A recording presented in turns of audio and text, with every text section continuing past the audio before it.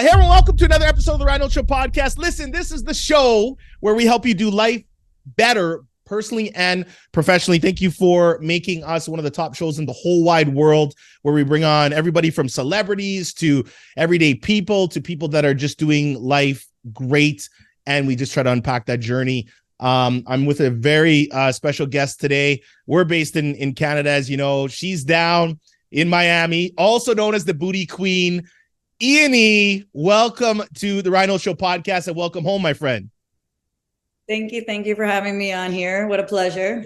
So listen, I was just randomly, because I try to curate really cool guests, and a lot of people say, Ryan, how do you select the guests that you want to talk to? And I tell people, honestly, it's very random. It could be just like a little video I seen or something they said that I'm like, yo, this person's doing something different. I think you were on Jordan Welch's Millionaire Women segment or something. You know, basically he was just going around showcasing, you know, women who are millionaires. And I'll be honest, sometimes I see those videos and I'm like, yo, you know, I kind of find it could be like a little tacky or whatever, like standing in front of your Rolls Royce or something. But when I actually watched it, I was like, he did a great job, but you were really sincere. And I thought, you know what, this would be a great guest to have on. So I reached out, and the rest is history. Here we are. Here we are. Yeah. So actually, when I was on Jordan's video, I swear I got off that video and I saw the complete thing. And I was like, I am the poorest woman on this video, yet I still feel successful and like super happy for what I'm doing. So yeah, I'm glad that he came to the office. It was like very mellow. Like, this is what I'm doing all day. This is where my bread and butter comes from. So I'm glad that he came by. Well, let me ask you this. So you grew up in Brazil, very, very broke. And you know what? I want to connect with you here because I grew up single mom. My dad's Jamaican. My mom is German. So I never really had a father figure. And now I'm married. I have 2 kids. I'm super dad. And I'm living the life that I really always wanted to live in. It's very intentional. It's very designed. Can you talk a little bit about your humble beginnings? You know, going all the way and sleeping at, I don't know if it was your cousin's house or friend's house for a year while you were like in debt, 6-7 credit cards. And, you know, you weren't always the booty queen, right? You weren't always the booty queen. No, literally, this is like, people see my success now and they're like, oh my God, you've had this for your whole entire life. But like I explained to Jordan, my family comes from Brazil. Like, they moved to the United States. We were living in a 1-bedroom apartment in, like, I call ghetto Doral here. And, you know, my dad was working 3 jobs. My mom was working 3 jobs. They always wanted us in private school. So they sacrificed a lot of things for us. And, you know, going like private schools, everyone's like in Chanel and this. And I was like just wearing my JanSport backpack. So it put a lot of, you know, hard work into my work ethic. And my parents were like, you don't ever want to be in a financially tough situation. This is the American dream. Like, this is what we got to do. So my brother went to law school. I went to nursing school. Then I got my master's in nursing, got my nurse practitioner, and then, you know, opened up my own business. My brother's like this huge tax lawyer for Deloitte. So like, we kind of like finally made our parents so proud of us, the American dream.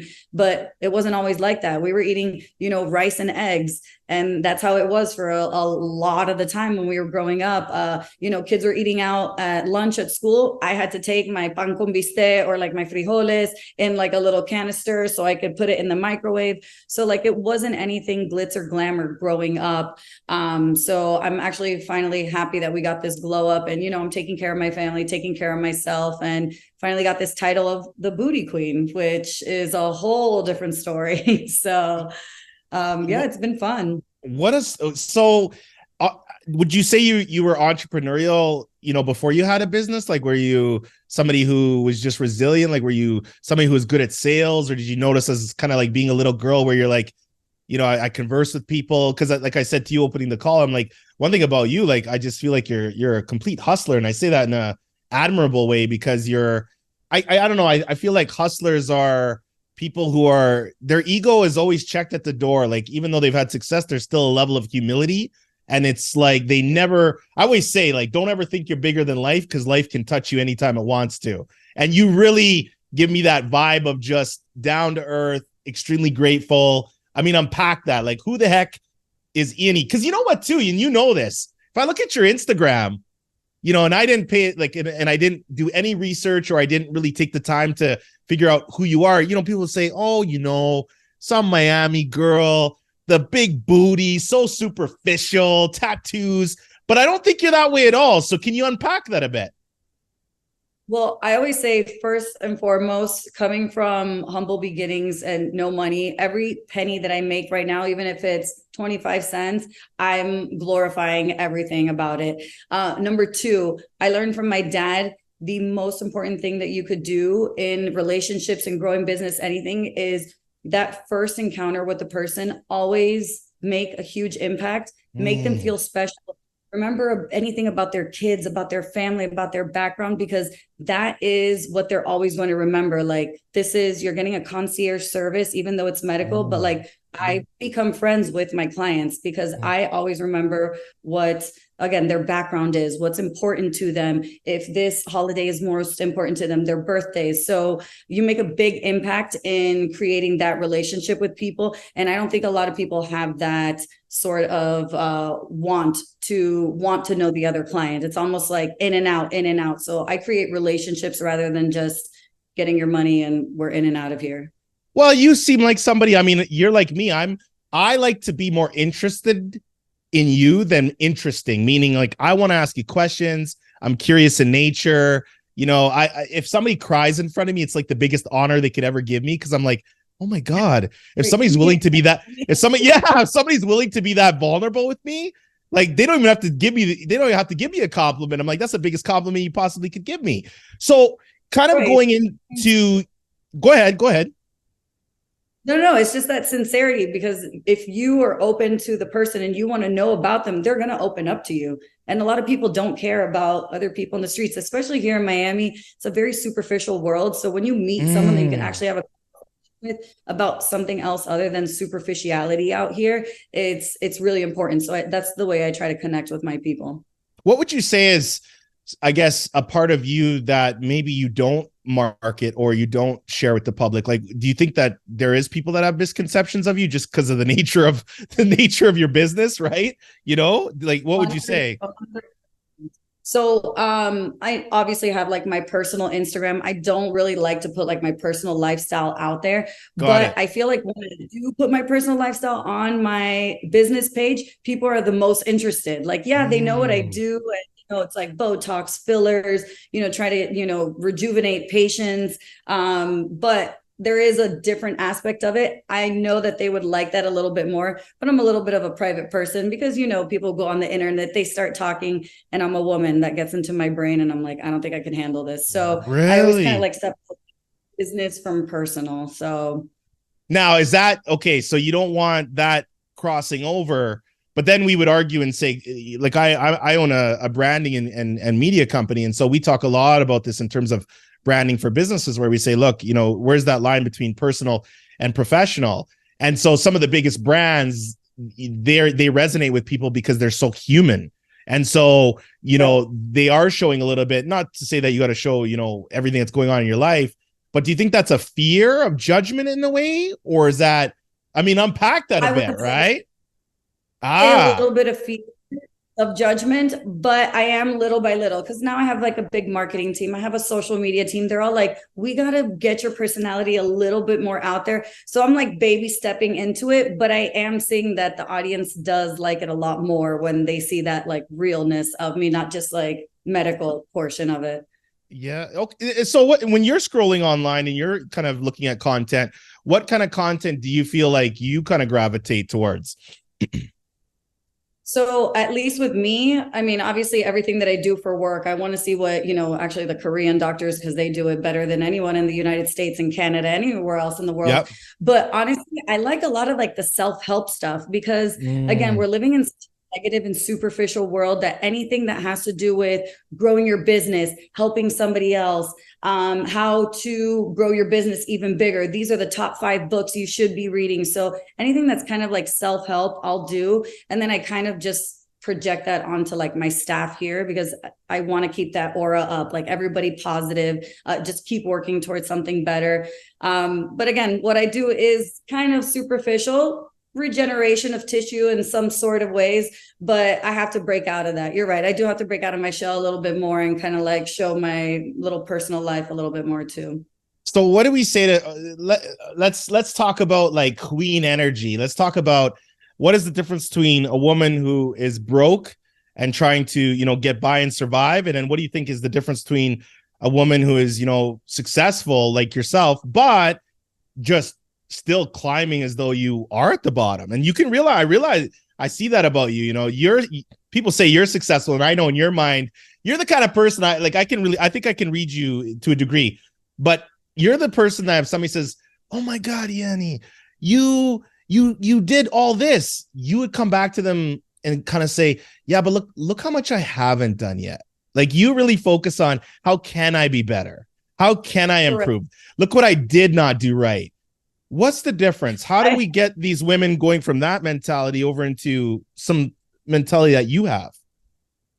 So, number one, I do have a huge list of things that I've accomplished in the entire year. And I'm already starting my 2024, like 2 months ago, my projects. And people are like, why don't you just celebrate what you got already? I'm like, there's a lot more to come. You know, like I got more patents out, got more trademarks, you know, more techniques.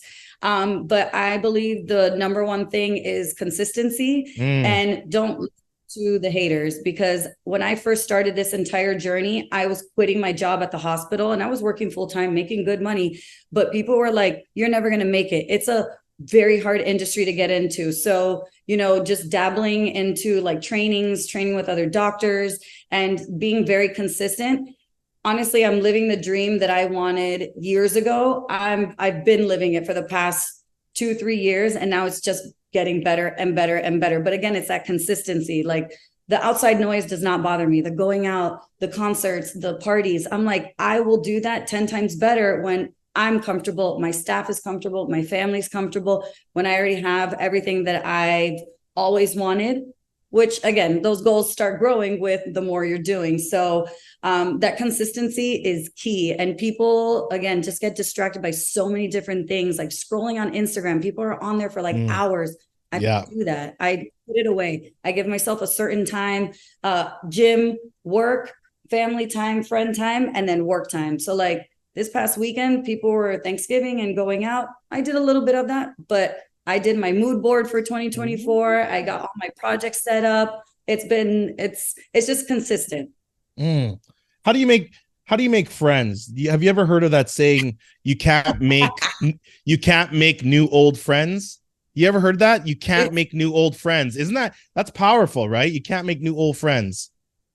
Correct. It sucks because you, and I feel like people say this all the time, but as you grow and your mentality changes, and again, into this business mindset, I had to keep some friends in like the friend zone. Like, you're my going out friends, you're my business friends, because these friends have stayed in the same place since we were in high school. And these friends are elevating themselves and wanting to grow. So see what I'm doing, and they're like interested. And then other people see what I'm doing and they're like, when are we going out? Because it looks like you can spend money. So what are we doing? So I've had to leave a lot of people behind. They're like, you're changing, you want something better. But I feel like if you're not changing and you're not wanting better things, like, you're going to stay stagnant. I don't want friends like that. I want friends who are going to encourage me to grow my business. Hey, how can we franchise? How can we do this? How can we grow another class? So those are the type of people that I've been attracting, thankfully, and that I've been more emotion with now. Well, entrepreneurship is lonely, you know. I mean, I've been an entrepreneur since I was 24 years old, and you know, when you go out in society, because have you heard of where, you know, we have a majority of society that's base, and then you have another part of society that's an edge, meaning, you know, when you go to school, school is just, they're teaching you to get a job, pay tax, retire, and die. Facts, right? Now, if you're somebody who's in school saying, wait a sec, is that the only way we can live in this world? You know, is there any other option? You're an edge because you're thinking about things differently. If you were to walk down the street and you ask 100 people and you really start talking about your daily life as an entrepreneur, 94% of them would literally start looking at you with deer in the headlights. They would have no clue what you're talking about. They would start saying like, oh my God, that's amazing. You know, where you're like, no, this person doesn't even understand anything, right? How the hell do you Yeah. Well, how the hell do you operate in a very isolated space while still pouring energy into your dreams and goals, but then making sure that you're getting, the love and energy that you need back?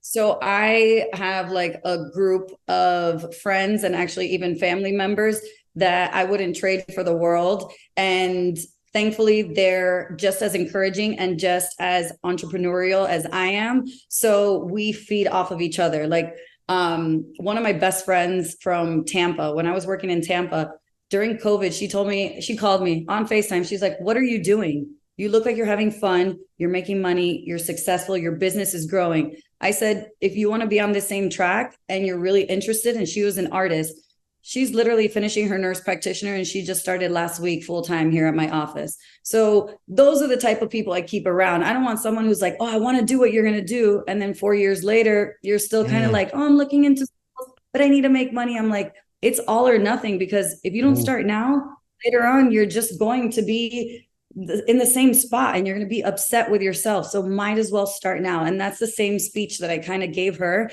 And all her friends now want to do the same thing that she's doing, because she sees she's in Miami. She's working at a concierge med spa. I have a lot of my VIP clients. She's going out. So she shows a little bit more of her lifestyle. So people are starting to see that and they're like, why didn't I start when she started? But now, we're 3 years ahead of time.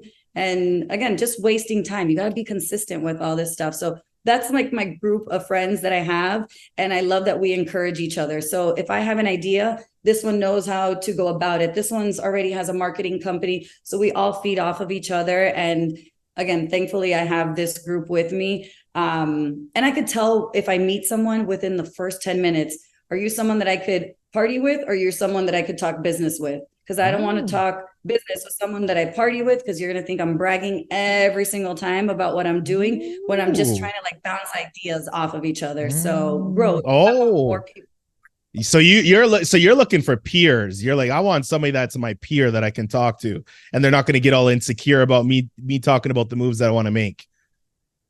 Yeah, especially here again in Miami. Like I want to meet other powerful women. So like when Jordan did that whole interview, I reached out to those women. I'm like, I am so inspired by you guys just being on this video. Like there's always something you learn from everyone. So you just have to like pinpoint the kind of people that you want to grow with and the kind of person you want to grow into. So I love hearing from other people. I never say that it's a competition.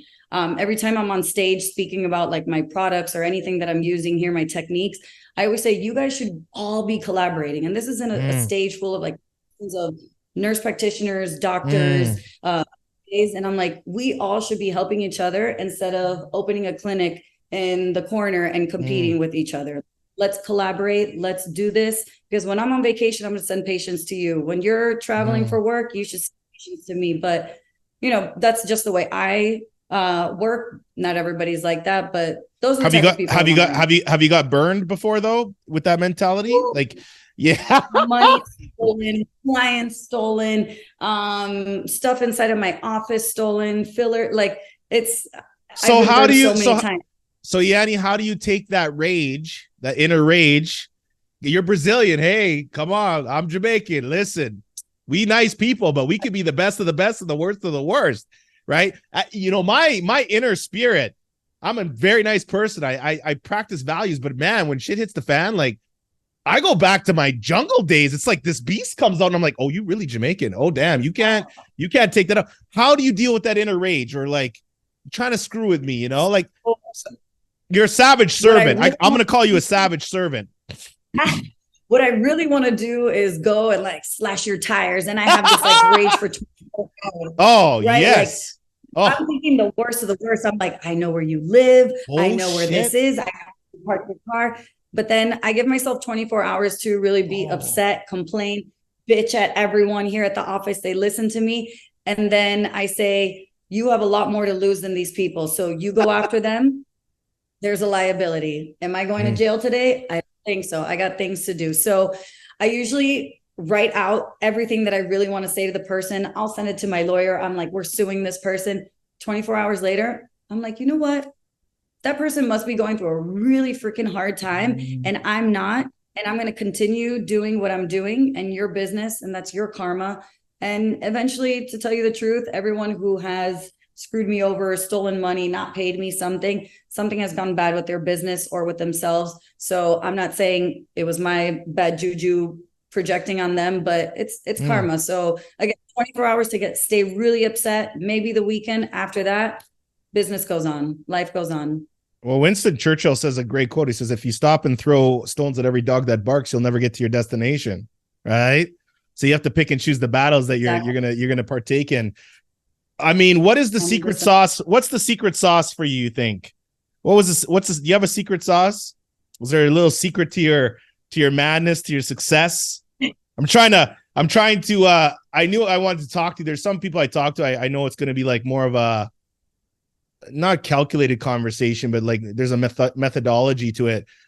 My conversation with you, I'm really trying to pierce your brain, because I think I can see the passion, because you've done some like little interviews and stuff. Like I see some of the content that you guys have put out, but I can see that desire for you to like literally have like continuous sit downs and conversations, because I think you got a lot of information that you really want to unpack, and it's hard to do it in 25 seconds or 30 seconds or 60 seconds or little reel clips and things like that, right?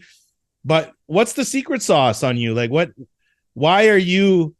makes you the booty queen? You're so much more than the booty queen though. You're so much more than the booty queen though. But I like it. Actually, let me give you the backstory on the booty queen real quick. Please. So I patented and trademarked a couple different techniques on how to do a non-surgical BBL. So it's safer. What is BBL? And what does BBL stand for? I was trying to find this out because I see you talk about BBL and I'm like, big, beautiful. Like I think I'm lost.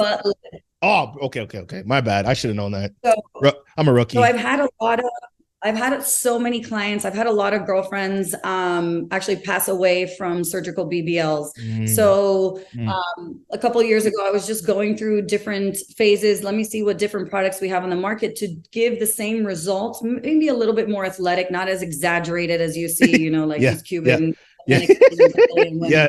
But which again is amazing no matter what. But this is more of like an athletic, quick pump, but it's also giving you your tissue back. So I'm giving you your collagen and elastin. So I started teaching, I started getting, these companies are sending me to different countries, different places in the United States just to get on stage and explain it. So then I got the title Booty Queen because initially I'm just concentrating on booties, and I'm Brazilian with the background. So like, I know what a nice plump athletic booty looks like. I don't want to make you look exaggerated. So then that's where that came from. And, I have a couple of techniques that I patented and stuff. So it's just kind of been blowing up all over the place. What is the perfect butt?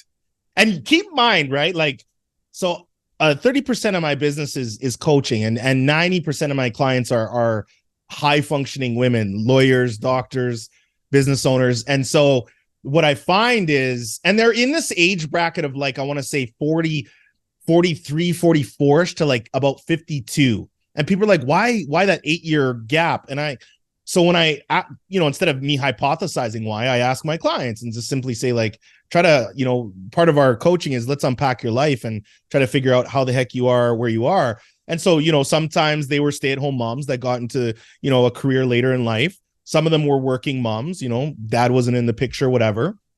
And so they're extremely focused on their career. And then they kind of poke their head up and then they're like, wait a sec. I feel like I should feel more fulfilled. I feel like I should feel more like a little happier. And then some women straight up say like, yo, Ryan, like I'm sick of feeling like I have balls in my pants. Like my feminine energy has left the building and I've been the man. And so I talk a lot about feminine versus masculine energy. And we know what's going on in society, woke culture and all these things. For you, I mean, you're seeing these women come in and, I'm sure you see kind of all walks of life. What makes a perfect butt? But then what is the perfect brain that should accompany the butt? So meaning if I was, and I'm not you, but I'm saying if I was doing what you're doing, the first thing I would think is, who is this person? Like, what is their mentality? Because I want to match that mind with their behind. You know what I'm saying? Right. Correct. So like I do a lot of, obviously I studied a little bit of psychology. I got a minor in psychology. So when women come in here, it's always complaining about something that they want to change. But I really want to know like what's going on. When women come in my office, it's probably because they got into a fight with their husband. They found out that the boyfriend is cheating. They don't think they're good enough. They're comparing themselves with the Kardashians. So like I always get their mentality and I'm like, why aren't you happy with this beautiful face that God gave you? What I'm trying to do is just enhance it a little bit, maybe even the booty, enhance it a little bit, but you don't need to look like a Kardashian because those people are spending hundreds of thousands of dollars because they're unhappy, I would say, with themselves to make themselves look better because that's the industry that they're in. So everybody's story is different, but I do try to kind of like advocate for the women. Like you have to be happy with yourself. If you're going to do something, it's for you. If you want a bigger booty, it's for you. It's not for your husband that's cheating on 6 different girls, you know? So I do kind of preach a little bit. I try not to preach so much, but then I think that's why I become friends with my clients because they're like, man, that was so real. All of my other girlfriends are like, oh, just get a bigger butt and he'll pay attention to you. But then you're competing with this other girls. And I feel like, again, just in Miami, that's the biggest problem. Everyone's comparing each other, other women. And I'm like, these girls are from head to toe. They've had surgery. So this is something non-surgical that can kind of enhance you. And there are medical studies that say what I do actually enhances dopamine. So you get happy. You're like, oh my God, I got bigger lips today. I feel better. So, you know, very short time of happiness, but it does help with the endorphins. It helps with the dopamine. So I try more to be psychological about what they're doing, but also it's a business, right? So of course, I'm not going to sell you for $40,000 if you only need something that's like 10,000. But everybody's booty size is different. I have the tiniest little women with these huge booties, and they still want a little bit more. But I go for what they're happy with, right? So yes, it's my work around there, but I want to know why it is that you're doing this. Why do you want a bigger butt? And then they'll usually tell me like a session or two later, like, oh yeah, I found out that my husband is looking at big booty women on, I don't know, OnlyFans. So I want to be one of those women. So he pays attention to me. We're going to talk about the OnlyFans later too, but you keep going. you keep, don't worry, girl. I got the pen on that one. Don't worry. We coming there. Don't take me there too early though. Don't take me there too early. But it is, it's like, it's Miami. And like, I live, actually the office is right around the corner from one of the biggest 24-hour clubs / strip clubs. Yeah. So all the girls are coming here. All the guys are coming here. And it's trying to like keep up with the Joneses, but it is that society that we're living in right now. You know what I do though? And you got your trademark, so I ain't going to steal your stuff. But, now that I think about it, because I always talk about mindset makeover for my clients, but maybe what I'm really doing is giving them a booty lift for their mind. Ooh, right? Maybe I got to start coming at it. Maybe I got to start coming at it that way. Like, when you come to Ryan, you're going to get a booty lift for your mind. I'm going to send you over to my girl, Iani, for the physical part of it, but you're going to make a pit stop at me first. Because, and all jokes aside, and I try to put a little humor into my message because I feel like it will hit different for people, is, some people are like, okay, I'm gonna go buy this new purse. I'm gonna go buy this new thing. And you're spending all this money that you don't have to impress people you don't, like. But the reality is I'm like, girl, you need to get better goals. Don't buy shit. Go get some bigger goals today. Right. And then let's talk about the plan.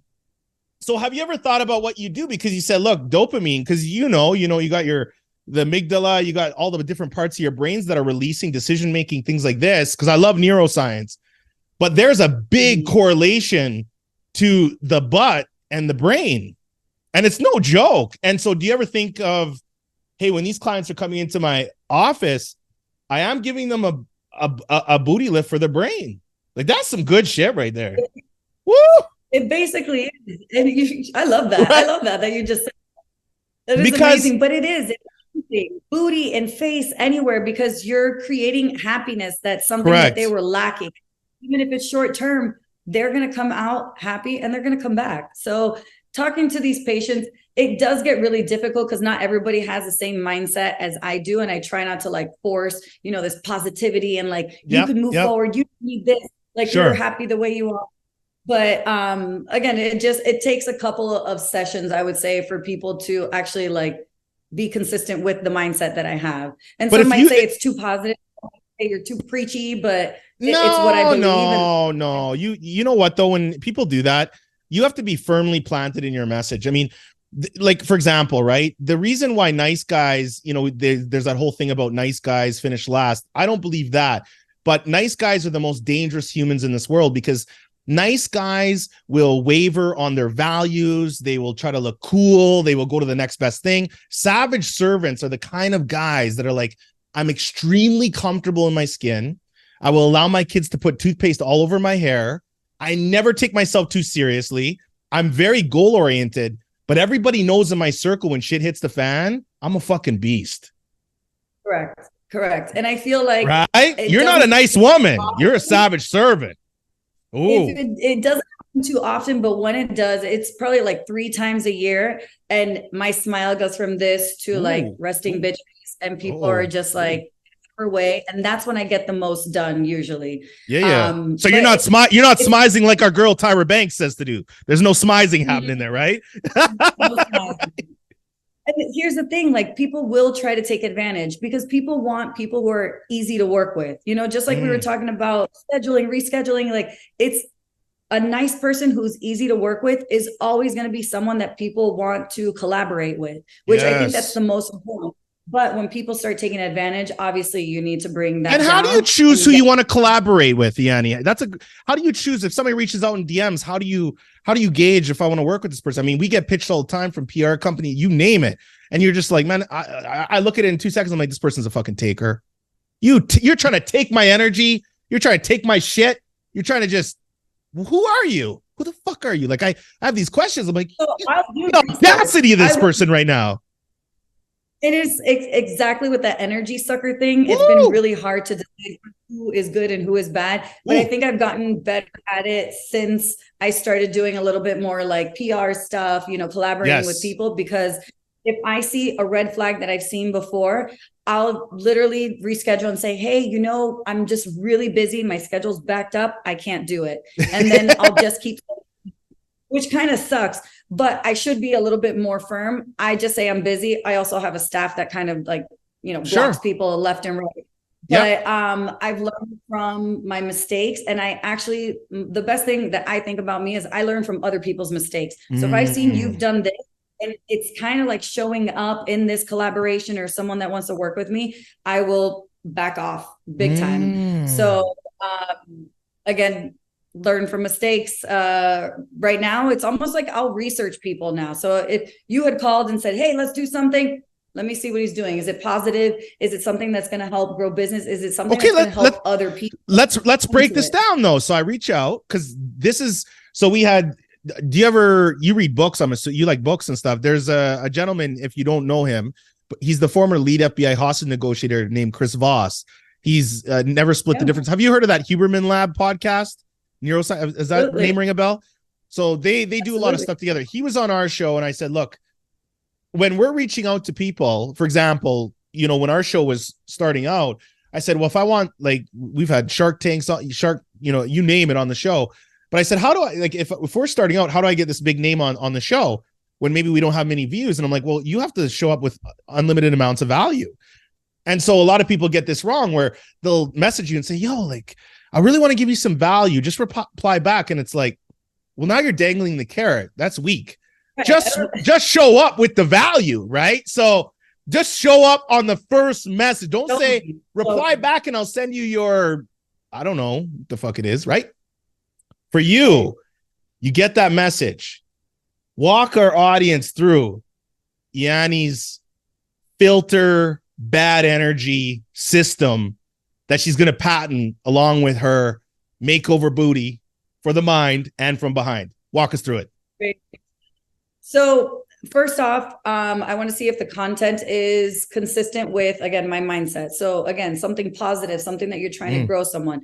Second of all, I do not like when people talk bad about other people at all. Like for me, it's just like, I feel like you could have your opinion. Like, you know, I said the Kardashian thing, whatever, but Those are big celebrities. I'm talking about like peers and people that are, you know, around us and trying to build. I don't like, if you're going to talk bad about this person, you're for sure going to talk bad about me. And the way that the organization is, if it's not parallel to how I want to grow, it's not something that I want to help you grow, and you're not going to help me grow, because it feels like you're just going to take my energy and take information that I have and kind of just like roll with it. But again, my big factor is, what are you teaching other people? Because again, I have a lot of stuff that I want to share with, again, about growing my business, the aesthetic business, regenerative business. Yes. But there's so many people you could reach out to. So if it's something that's going to benefit, obviously, the both of us and humanity, I'm all for it. Ooh, I like that. Okay. Yeah, no, I reached out to you. You were simple. It's so funny though. Like, this is where, you know, iron sharpens iron, because you watch that video. So there's one thing that you said that really stood out to me. You said a few things, but the fact that video you were in with the other ladies, you're like, Ryan, I reached out to all of them and I just wanted to collaborate or figure out something. I looked at the video and I'm like, I went through them all and I'm like, there's something about her though. But it was the way you were because you were showing him, you know, the studio or whatever, and he's looking down at like the needles or whatever, which I'm deathly afraid of. Like, I would I am worse than my son when I go to the dentist. Like, I'm grabbing the dentist's arm, you know, he's like, yo, I'm just doing a cleaning, man. Like, yo, I'm like, no, what are you doing with that? Right. But you could just tell there was a sincerity, you know, about it. And so that's where in life, I feel like if you want something, like, reach out, right? So figure out where the Instagram is, figure out who this person is, and then go down that trail. But a lot of people will not do that. OnlyFans. I wonder if it's like a pride thing, though. Hold on. I wonder if it's like a pride thing, because I reached out to them just to see, like, listen, I want to know other successful women, especially here in Miami. Again, I don't think there's too many. So I kind of wanted to reach out. I want to see what you're doing. What if there's something I'm doing wrong that I need to learn from you? So I always think it's always awesome when you get that.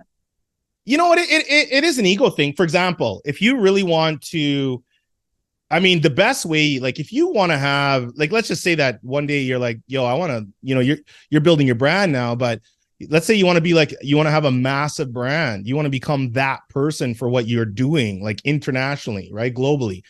You know, the best way you could do that is you're going to have a podcast. You're going to have a show, because you're just going to say, yo, I want to talk to this person. Because if I show up to your door, Iani, and say, hey, I just want to sit down and have coffee for like 15 minutes, or, you know, let's have some, you know, let's go to a Brazilian steakhouse, you know, let's do some samba, you know, or let's have a caipirinha, like, whatever. Yeah. You're like, okay, like, what? Like, I'm busy. Like, it's like somebody says, hey, I want to pick your brain. I'm like, you want to pick my brain? I have a consulting fee. So go to the website, you pay my consulting fee, and you're more than happy to pick my brain, but don't approach me like that. But if I say, look, I love the work you're doing and I really want to have a conversation on my show, you're like, oh, well, there you go. Because there's some value already baked into that. But here's what happens is that you will connect with some really great people. And it's amazing, because you'll interview somebody and you're like, oh man, either they turn out to be like so amazing where you're like, oh my God, this was even better than I thought it was going to be. Or you're almost like disappointed where you're like, what this person's showing online, this person's actually the biggest a-hole, like, offline of what they're showing. And so you're never talking to that person ever again. And you're right. The moment somebody comes to me and says, hey, Ryan, I'm talking bad about X, I'm like, well, today you lost 2 friends. They're like, what do you mean? I'm like, well, you lost that person as a friend and you lost me as a friend, because you just killed it. Because I know what you're doing behind my back. It's like this zero toleration. But I think it comes down to people just not being real. And so it's kind of like even you said, okay, I want to keep my life personal and then a little professional. And then I'll be honest, if you want an honest reply to that, I just think it's so fear-based. Now I have kids. So I have a 7-year-old king and a 4-year-old queen. And so when my kids were younger, I'm like, oh, I'll show pictures of them online and stuff. And now that they've gotten a little older, you know, there's definitely this, you know, especially if you're getting a large follow. We have a massive follow with all our accounts and everything and YouTube and all that. And so I'm like, whoa, wait a sec. Like, there's this little sanctity of energy around my kids. So I'm like, I'm proud, and I'm proud of my kids, but there's also like a safety thing. But for me, the full expression of me is, if somebody, like, if I didn't talk about being a father, I think that's like 50% of my being. And so it wouldn't even, I Correct. wouldn't even come across natural to somebody. So for you, for me, the thing I look at is, oh my God, she's built this great business. But you know what the first questions that come to mind for me are? What does she eat in the morning for breakfast? What is she like when she looks like shit in her day? Like, what time is that at? Like, when she goes to bed, is she wearing some fucked up shit? Like, because I'm like, I want to know.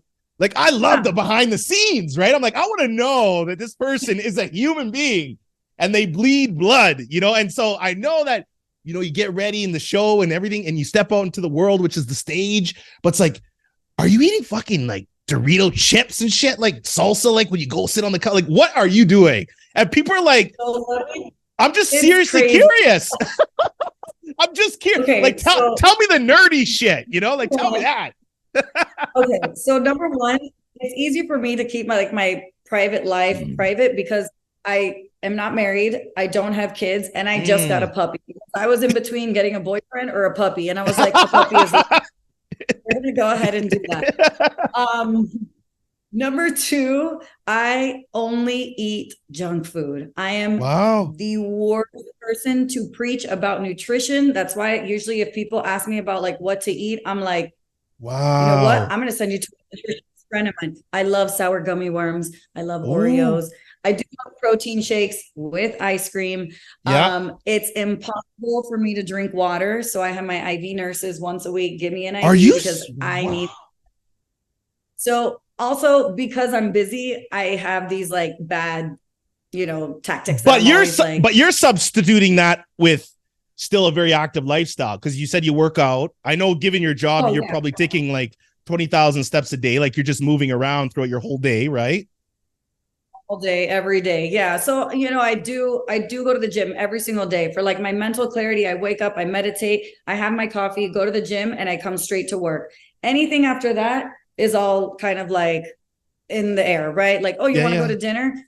Party? Let's go. So like next week, there's Art Basel in Miami. I am canceling work because there's events, there's Dior fashion shows, there's a Prada event, there's restaurants. So then I'll go ahead and I'll start posting some personal stuff during that. Like, honestly, most people will be like, why? I don't know. How do you stay so thin? I'm like, I have weight loss injections in my office. I got a machine that gives you abs. I'm on it every single day and I'm going to the gym. So I'm like cheating, but I'm still doing my work. Yeah. So see, that's real though. Yeah. So this is where, I mean, even when we talk about mental health, because this is a big thing, you know, people are depressed out there and, you know, COVID going through the pandemic, I think really, you know, I don't like the financial, you know, issues and debt that it caused. But the one thing, because I always look for the silver lining in anything that's bad, I love the fact that the world had to stop and they actually had to say, is what I'm doing even what I want to do? Is who I am even the person I fucking am? And so we correlate this. One of my favorite songs is This Is How We Do by Montel Jordan. And so he came on the show and he says, Ryan, he said, Ryan, when I was in the height of my career, you know, it became this drug, you know, this attention and this celebrity factor. And he said, what I realized was what I do is not who I am. And he says, a lot of people are out there judging who they are based on what they do. And he's like, that's just wrong. You are not what you do. Like you're a business owner and you're known for all this, but that's not who you are. You know, it's a part of you, what you do as a chapter in your life. But I mean, the girl that's eating the sour worms and Oreos, I mean, that's who the fuck you are. Yo, come on, right? You know, I was able to take like my culture, my Brazilian culture, and bring it into my business, which I'm grateful for. Yes. That. But on the weekend, I'm on the beach in my little bikini with my friends, drinking beer. Like, that's what I like to do. That's like my relaxing time. Anytime that I'm on stage or like with a suit or with my white coat, obviously I'm talking about what I'm of course. Yes, I like to create it into my life because I am what I'm selling. But for the most part, I love staying on the couch. I love going to the beach. All I have to do is hang out with my friends, people who are just gonna like encourage me to do better, but also it's a point in time to relax. So if you take me out to pizza, pasta, that's Sundays is pizza pasta night. So that every single Sunday I'm doing no matter what. That's so good. me on the beach. But yeah, that nutrition thing, I need to get that handled too. What But is again, what is it was one thing. Go Go ahead. Go ahead. ahead. Sorry. No, you go ahead. Sorry. During pandemic, I gained almost like 30 pounds. So Yeah. then I used my outside life of, doing exercise, being active with my friends outside, but also at work. I got vitamin B12s. We have like little shots that are, I'm going to take Yeah. fat here and there, like certain little things. So like it's the best of both worlds for me. And I do try to integrate them, but obviously I can't come in to work with a bikini. I'm like, guys, I'm going to the beach later. Yeah, It's yeah, like yeah, that. yeah. What do you think But is again, your I love biggest that. what do you think is your like we talk about providing value to people, and it's like having a relationship with somebody. It's like if you're establishing a new relationship, like how do you be of value to somebody? And I like to ask my guests this because if they're high functioning and they're doing really, really well, and I ask a lot of questions that are pertinent to me because I'm like, well, I live this life. It's like if somebody was to say, hey, Ryan, how can somebody show up in your life and be of service to you like almost immediately?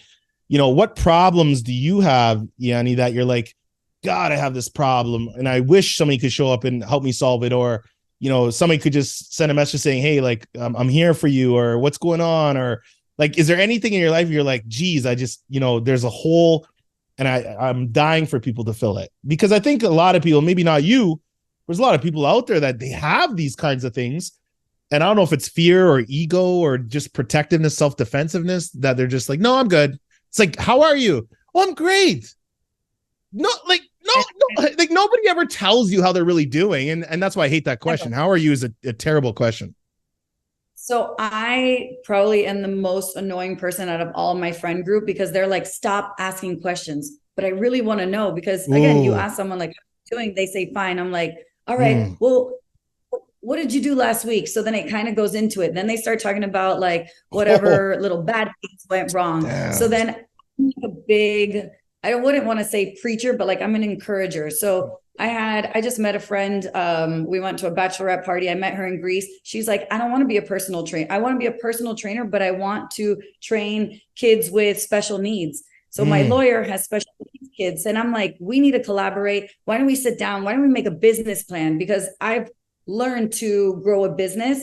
I was, just medical before, but I've learned how to grow this. So if Mm. I can help someone do what I did in a shorter period of time, I'm going to do it. So I've helped multiple friends, file patents. I put them in contact with the right people. Mm. I encourage this one not to, quit your job, but like, if this is your goal, you have to work on it now. Like you're 20, 25 years old. By the time you're 35, you could already have 5 gyms with special needs kids. Like, I Mm. just try to encourage everyone and they won't initially open up. So again, I'm that annoying friend that's like, what's up? What'd you do last week? Oh, what did you eat? Oh, you look a little bit thinner. And they're like, no, I'm a little fatter. Why do you think you're a little fatter? And then that conversation starts Ooh. kind of like going into the Brilliant. mentality.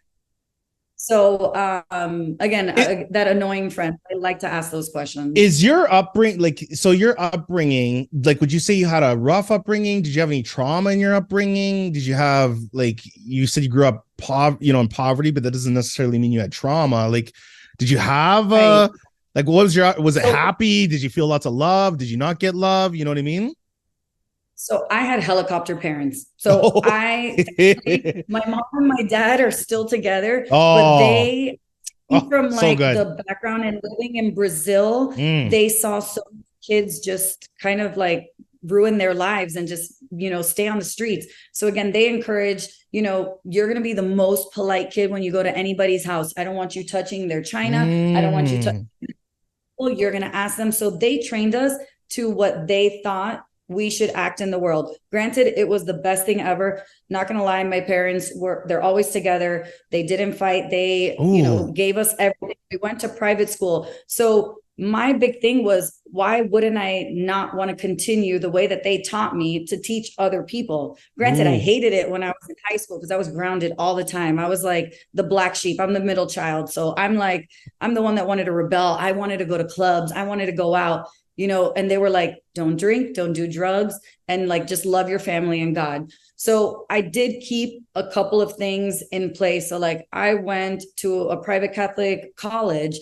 I still very family oriented. I want to help everyone, but it was seeing my parents struggle financially was the biggest thing. So Ooh. I wanted to do something where I loved what I'm doing, but I'm also making other people happy. And then on top of that, still making money that I could survive by myself.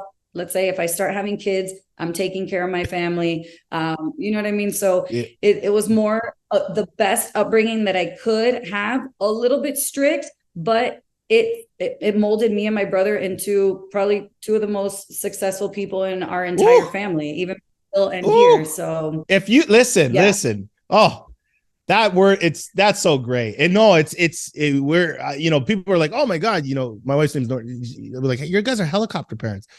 I'm like, I'm not fucking helicopter parents. I'm a fucking 747 aircraft fucking coming down, and I'm proud of that. And I love that. And I think that you have to be best friends. Like when you hear parents that were best friends, you see that in their kids. The kids picked up on that early. Seduction. Money wants to be seduced, right? Like think about financial literacy. I did a video on my social media. I said, look, I called her. I said, listen, we're going to go on a date. You know, I'm always going to, and I'm talking about money. And I'm like, listen, your job is to go out into the world and produce. And when you come home, daddy's going to keep you safe. And when you're rested, it's time to go back out in the world and make some more of you. Because money, like if you have a very bad attitude to money or the scarcity mentality, scared money don't make money. Right. And so, that money's like, yo, release me into the wild. Some of me is going to lose. Some of me is going to win, but I got to be in the game. What is your relationship with money?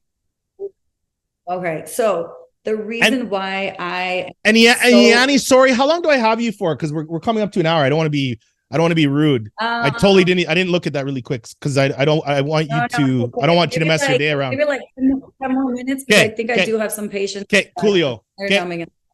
So my relationship with money, this was probably the worst relationship I've had in my entire life, because even though our upbringing was poor, my dad came into a lot of money and then lost it all. So I saw the rise from nothing to having, 4 Porsche Cayennes outside of the house, a brand new house. We're going to private school. My mom's taking me shopping on the weekends, to then completely crash again. So then again, I had to be the provider for the family. So again, every single penny that I make goes into certain accounts. I have a financial advisor, I have my accountant, I have my bookkeeper. Like not one penny is spared. Everything goes to a machine. Everything goes exactly where it needs to go. If I only have $100 in a month that I could spend, that's all I'm spending, because my goal is something bigger for my retirement, for, again, my office. I'm trying to buy a building. So when I saw my parents go through those ups and downs, it actually taught me the opposite. And again, I learned from people's mistakes. So I saw my dad making bad business decisions, and I saw my mom spending too much, and they weren't working as a team. And so again, I'm not saying that they did wrong, but I see what other people do wrong, and I try not to make those same mistakes.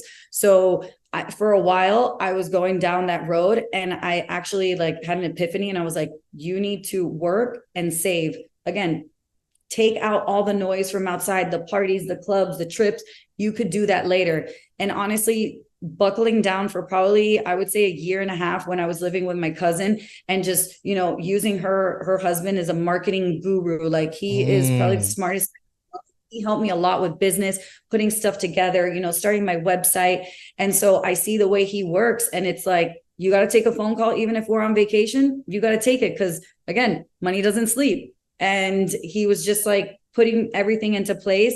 And I think finally in 2017 is when I had that aha moment, and finally put stuff into accounts where I don't even see, that 60-40 rule. They break up things.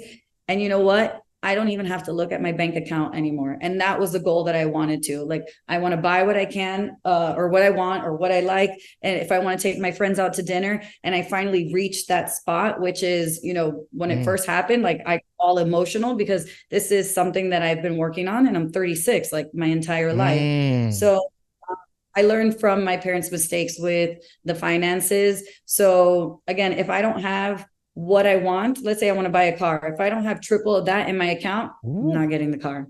If I want to buy a it's triple. Again, if I don't have that in the account, I need to hustle more before I make that big purchase. So what does a woman need from a man when the woman already has everything? Look at that. Come on, Jet. Come on, fellas. Come on. Come on. She says she's single. You know her mom and dad are like, when's that baby coming? When those grandkids coming? Come on. We want to see some of that natural BBL on the mind. Let's go. This is why I got a puppy. This is why I got a puppy. There was no comparison.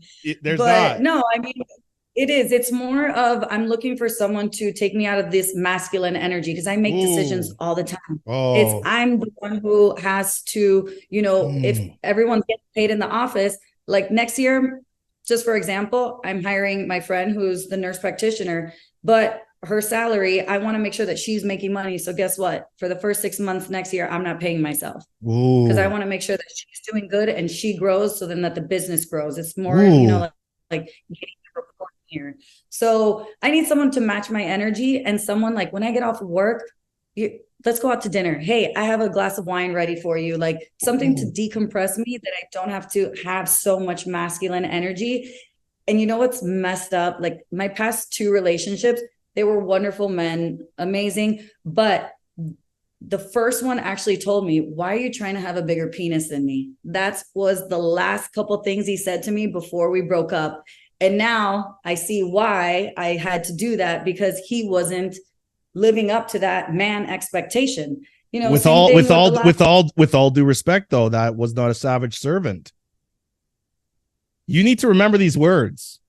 Correct. I know. It is savage.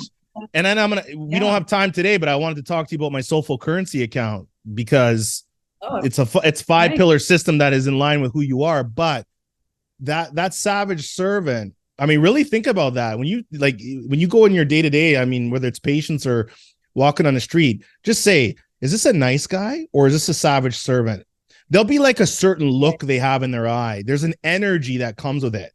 And you're going to be like, oh, man, nice guy. Ooh. And then just really start talking. You'll start seeing kind of waivers, but because a savage servant is, I mean, we were having, my wife and I have this conversation all the time. And I'm like, Viola Davis has this clip of her and her husband. And they're like, how have you been married? Like 40 plus years.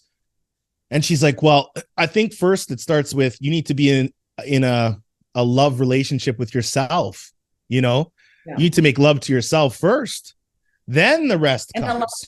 A lot of people that I would say I get into relationships, they're at that great phase, and then they kind of like dwindle and they forget who they are.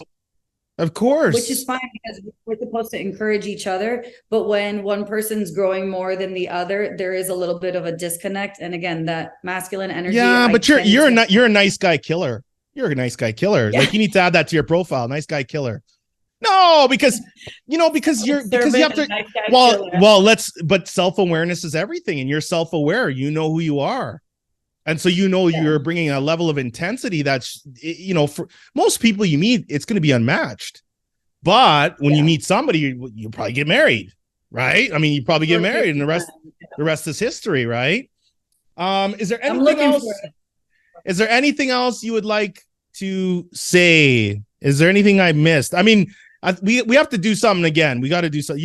This is great. Yeah, this is like talking to an old friend or something. I really enjoyed this. Is there any way I can be of service to you? Is there anything, just bestow on our audience? I mean, you've dropped so much knowledge on me just with like your little one-liners, again, just like putting my brain back into focus. So I really appreciate you for having me on here. I would love to come back on, talk more. I know we didn't talk about the OnlyFans, and that's a whole other like 30-minute conversation with I know. OnlyFans. So how do we, let me ask you, how do we become friends? How do we be friends? Like, I'm serious. How do we be friends? How does somebody become your friend? But how does somebody become your, no, but after that though, like, how does somebody become your friend? I'm obsessed with this because there's people like you talk to and then it's like gone, but then it's like, there's a couple that fizzle. Like, how do you ascertain, like Tim's story? I don't know if you heard of him. Check him out. He's Oprah Winfrey's life coach. He's on the show, but I love the way he designed relationships. He said, look, most people are out there letting people in their green room. He says, look, first level of relationship, acquaintance. Yeah, I know who Iani is. I've talked to her a few times. My brother's cousin's auntie's lawyer's niece's nephew's doctor knows her cousin. Okay, that's Brazil, right? Everybody's connected, right? Cool. Then you're like, well, family. Don't really know her. And then it's friendship, maybe, then it goes to like, wow, I talk to her once in a while, kind of like a business person. I ask, some advice on here and there. But then you go to the green room. The green room is like where your parents are, husbands, boyfriends, girlfriends, kids. A lot of people will let somebody go right from acquaintance to the green room. How do you go to the friend? Like, how do you sincerely show up? Like, how do you want somebody to be your friend? Isn't this a fucking great question? I know, this is amazing, actually. And this is how I filter out most people. And again, I have a very small group, and it's very hard for people to penetrate into my circle. As it should be. As it should be. So I like to hang out in groups, and who is the person who introduced us? Do I think that that's like a highly respected person? Let's hang out in a group. Let's go with other people. Let's for interest in me. And then usually I like to do more of a one-on-one. I will not introduce anybody to like my friend circle or my family probably for a year. So I'm like really strict with that, whether it's a boyfriend, friend, anything. But I want to see if you're going to be as interested and encouraging as I am to you than you are to me. And that I know that you don't want to use me for my business, because a lot of people are like, oh my God, I want to be your friend. You're beautiful. Da, da, da. Can you do my list? Damn. Yeah. Like that is a really easy way to filter people out, whether it's like you want to be my personal friend or you just want to be like friends with me because of what I do for business. So I take it very slow. Like I want you to call me maybe 2 or 3 times, and I might not say no. I might say no because I'm busy with work. But if you try more than 3 times and you're interested in what I'm doing, and it's kind of like we're even. Damn, you got a system for everything. You are a smart. I try. Damn. Yo, like that's that's a really great, that's probably one of the best responses I've ever had. Like you walk me through a chain of command on that. Damn. Yeah. So what's really funny though is that you remind me of somebody, when you find like, let's say you find like a hairstylist or something, and you're like, man, my hairstylist is bomb. And it took me forever. There's a certain part of you that when somebody says, yo, your hair looks great, who are you with? I think inside, deep down, because you got that beast in you, you don't want to tell somebody who your girl is or who the hairstyle. Like you're like, that's mine. It's exclusive to me. Like, I'll be honest. Somebody's like, yo, Ryan, where'd you get that watch? Where'd you get that belt? I'm like, oh, I got it from somewhere. No, I know exactly where I fucking got it, but I'm 101, motherfucker. And you ain't having that shit. Like, I want this exclusive to me. Protect your privacy. You got to protect like your people. I love that. I will share here and there, like hair and nail people, but like the people who's made me grow, it's gonna take a lot of time for you to get to that point so I can get to this. Yeah. Oh, well, this has been great. Last question I always ask all my guests: what can I do for you? We've covered that a little bit, but what can I do for you? I want you to keep putting those words into my head, because now I'm literally going to be using this with my people. Like this has just like been the most encouraging thing. Thank you for asking about me. I love learning about you and what you're doing too. So this is, again, keep pumping out that product. I want to hear all about it. This is so encouraging. I love that. Iani, just tell everybody where they can find you, where all the good stuff is, YouTube, what you got going on, what people can expect from you. Absolutely. So you could find me. My website is www.bellavidaesthetics.com. That's with an S at the end. Bella Vida Aesthetics on Instagram. I think all of them are Bella Vida Aesthetics. And you can contact us. It has like the links in there, the phone numbers, emails, anything you want. So for all your regenerative aesthetic needs, and we're all friends over here. So anything you want, we're here in Miami, Florida. Come see us at Bella Vida Aesthetics. Oh, I love that. And everyone, thank you so much for listening. Again, if you've not subscribed, go to youtube.com/Ryan Holtz. And remember, curiosity should always be your mandate. You are one of one. Act like it, you motherfuckers. We love you. We're so glad you enjoyed this episode of the Ryan Holtz Show podcast. Please don't forget to smash that 5-star review, as Team Holtz will love you for it. Also, say hi to Ryan anywhere on social media using the handle at RyanHoltz1. That's RyanHoltz, 1. And if you or your business is looking to expand your brand, book a brand jam with Ryan using the link in the show notes.